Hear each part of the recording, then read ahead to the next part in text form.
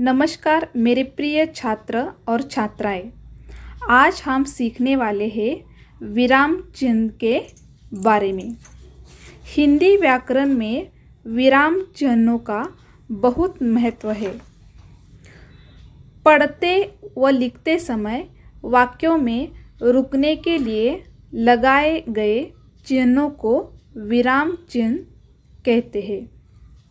मुख्य रूप से हिंदी भाषा के विराम चिन्ह इस प्रकार है: पूर्ण विराम, अल्प विराम, प्रश्नसूचक चिन्ह, विस्मयादिबोधक चिन्ह, योजक चिन्ह, उद्धरण चिन्ह और लाघव चिन्ह। इन सभी विराम चिन्हों की हम विस्तृत जानकारी लेते हैं। सबसे पहले देखो पूर्ण विराम। पूर्ण विराम इस प्रकार दर्शाते हैं। पूर्ण का अर्थ है पूरा और विराम का अर्थ है रुकना, अर्थात पूरा रुकना। जब लिखते या पढ़ते समय वाक्य पूरा हो जाता है तो उसके अंत में पूर्ण विराम का चिन्ह लगाया जाता है। जैसे कि यहाँ पर दो उदाहरण है: मेरा नाम अंजलि है और दूसरा, किसी गांव में एक लकड़हारा रहता था। ये दोनों वाक्य पूर्ण हो चुके हैं, पूरे हो चुके हैं, इसलिए इसके अंत में पूर्ण विराम दिया है। उसके बाद देखो अल्प विराम। अल्प का अर्थ है थोड़ा और विराम का अर्थ है रुकना, अर्थात थोड़ा रुकना।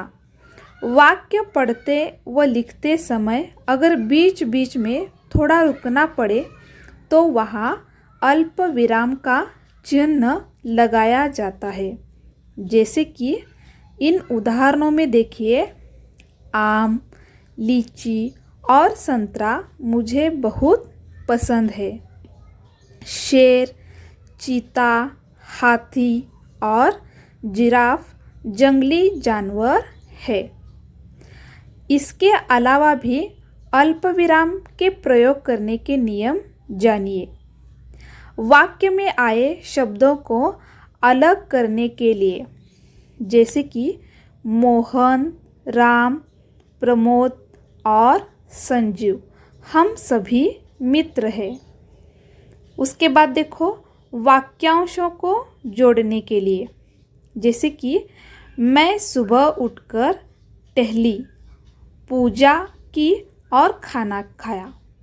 उसके बाद देखो हाँ या नहीं के बाद प्रयोग किस तरह करते हैं, जैसे कि हाँ मैंने चोरी की है, नहीं आज मैं कहीं नहीं जाऊंगा। इस वाक्यों में भी अल्प विराम चिन्हों का इस्तेमाल किया गया है। उसके बाद देखो समुच्चय बोधक से पहले अल्प विराम का प्रयोग किस तरह करते हैं, जैसे कि पिताजी ऑफिस जाएंगे परंतु देर से।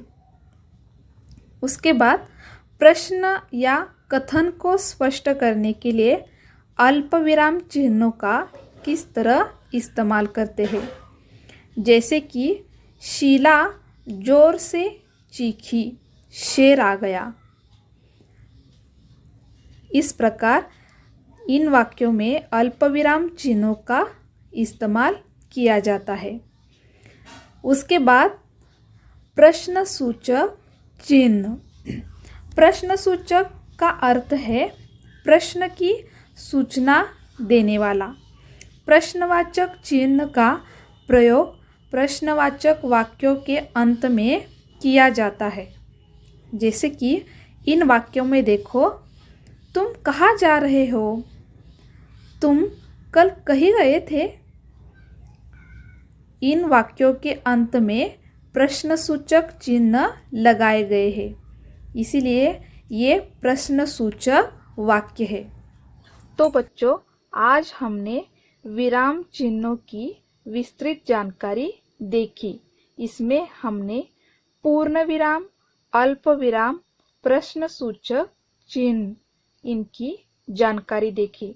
तो अगले वीडियो में हम विस्मयादि बोधक चिन्ह, योजक चिन्ह, उद्धरण चिन्ह, लाघव चिन्ह की जानकारी देखेंगे।